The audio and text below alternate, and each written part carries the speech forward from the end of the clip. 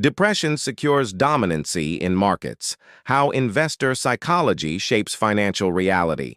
Take a moment to subscribe and stay connected to more groundbreaking explorations of market behavior, investor psychology, and emotional finance. Here, we go beyond charts and price trends. We uncover the human mind behind the market. Each article and insight reveals how fear, hope, and belief drive every rise and fall across crypto, stocks, and global finance. Subscribe, follow, or turn on notifications to never miss the next chapter of this ongoing journey into the psychology of money, where emotion meets economics and behavior defines destiny. Now, let's dive deep into how depression has secured dominancy in markets, reshaping not only portfolios, but also the psychology of an entire generation of investors. The emotional blueprint of markets. Financial markets are not mechanical entities driven solely by mathematics, data, or policy. They are living organisms powered by human emotion, pulsing with greed, trembling with fear, and sometimes collapsing under the weight of collective despair. When economies falter, when investors retreat, and when optimism evaporates, a strange phenomenon takes over. A psychological depression that becomes more dominant than the depression in numbers. Depression in the marketplace is not just an economic downturn, it is an emotional contagion. It begins with uncertainty, a whisper of doubt that spreads quietly across trading floors, news headlines, and social media feeds. One investor's hesitation becomes another's panic. Charts begin to slope downward, and soon, data begins to confirm what emotions have already predicted. The market is sick. Human beings have always carried emotional fingerprints into their financial decisions. From the tulip mania of the 1600s to the Great Depression of 1929, from the dot-com bust to the crypto winter of 2022, every major downturn has had one common trait, not just overvaluation, but over-emotion. Greed drives the rise, fear powers the fall. Yet beneath both lies the true architect of market movement, psychology. Behavioral finance has long argued that markets are not efficient reflections of reality, but rather emotional mirrors of human perception. Investors rarely react to facts. They react to how those facts make them feel. News of rising inflation is not frightening because of what it is. It's frightening because of what it means to the uncertain mind. And so, markets don't move on logic. They move on emotion, amplified through billions of decisions made in panic or hope.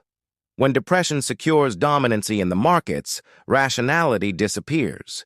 Analysts call it a bear market. Psychologists call it collective learned helplessness.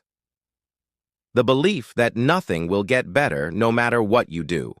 Traders stop taking positions. Businesses freeze investments. Consumers hoard cash. This emotional paralysis feeds the economic one, creating a feedback loop of despair. The more hopeless the investors feel, the more hopeless the numbers become. When confidence dies, the anatomy of investor depression.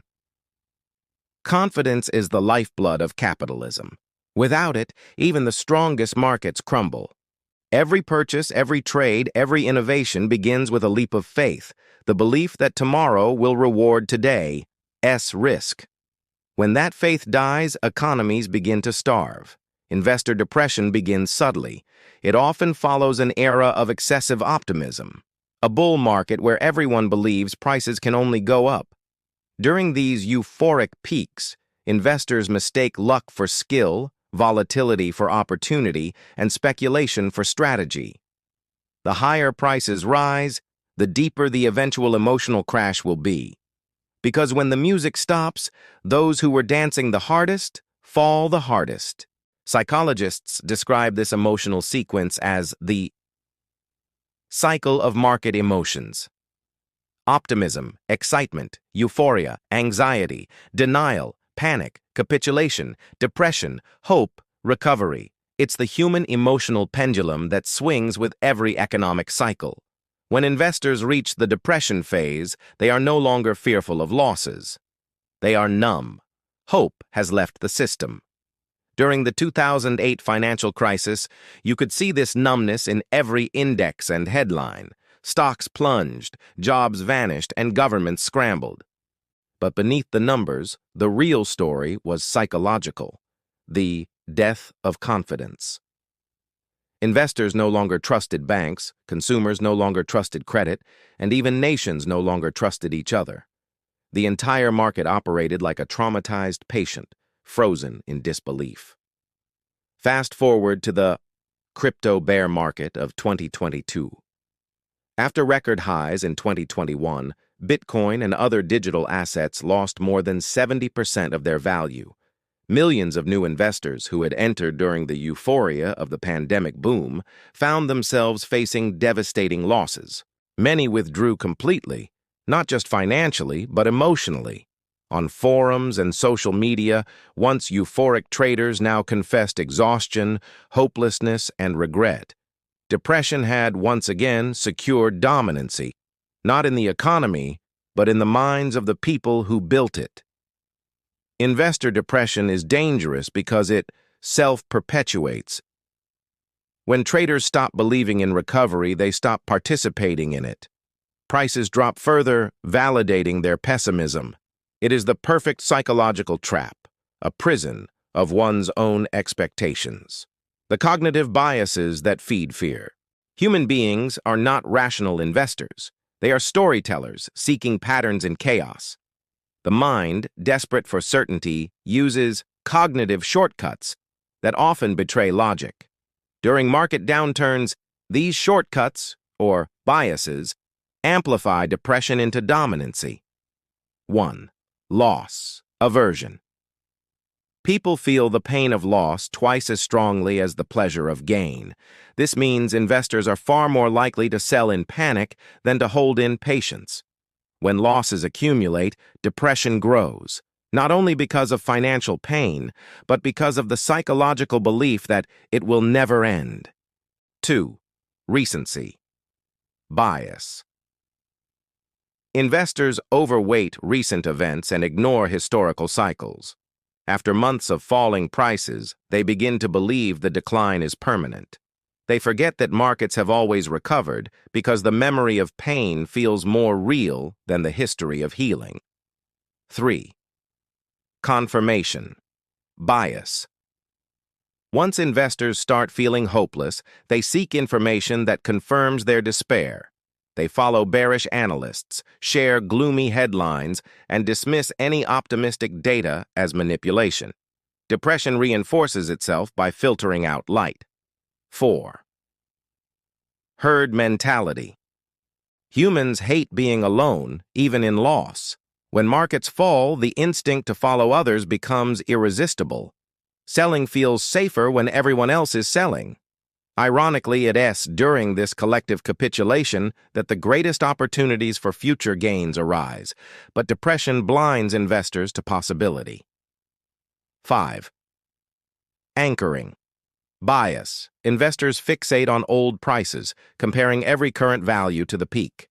Behavioral finance teaches that these biases are not flaws.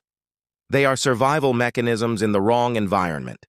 The same instincts that kept our ancestors safe from predators now misguide us in digital marketplaces. The fear of loss that once helped us avoid danger now prevents us from recognizing opportunity. Depression as a market force. Most analysts treat depression as an aftermath of market crashes. But what if depression is not a result? What if it is a force in itself? What if collective hopelessness actively shapes the trajectory of markets? Economic depression is often the result of a feedback loop between emotion and action.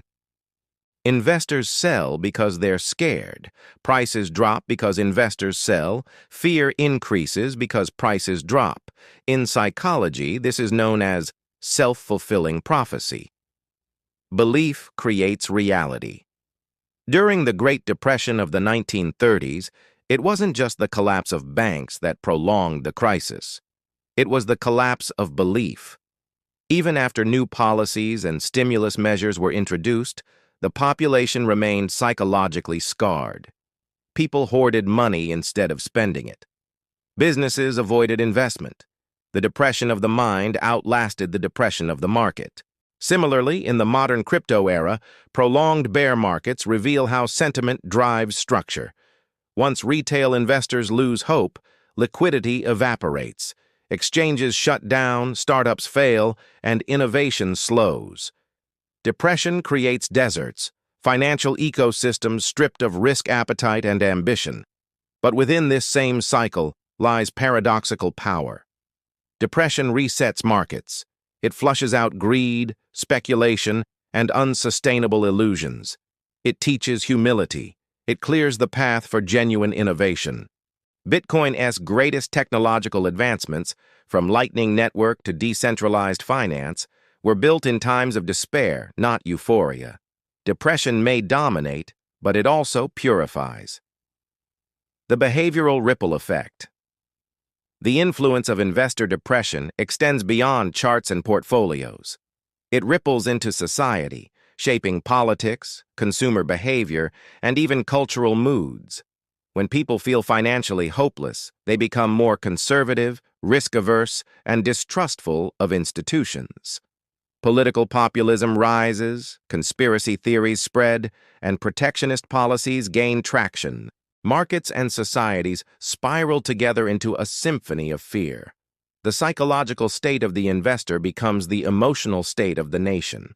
Behavioral economists refer to this phenomenon as macro-sentiment contagion, the spread of individual investor emotions into collective socio-economic behavior. For example, during prolonged bear markets, birth rates often decline, as people delay family plans due to uncertainty. Consumer spending drops even in unrelated sectors. Entrepreneurship stalls as fear suppresses creativity. Yet, as history shows, this emotional depression also becomes the seed of revival. When societies hit emotional rock bottom, the only remaining direction is upward. From the ashes of hopelessness, new optimism is born. Every bull market is conceived in the womb of despair.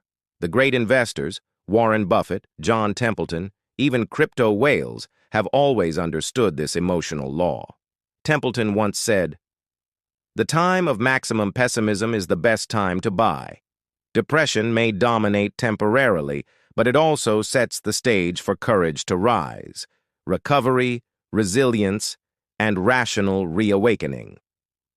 Markets, like mines, heal slowly. Recovery begins not when prices rise, but when belief returns. It starts quietly, in small rallies, cautious optimism, and whispers of maybe. Slowly, traders return to the charts, analysts rediscover bullish signals, and new narratives of innovation begin to circulate. The healing process mirrors personal recovery from depression. It requires time, patience, and re-exposure to risk. Investors learn to manage their emotions rather than deny them. They develop resilience, the capacity to act rationally amid chaos.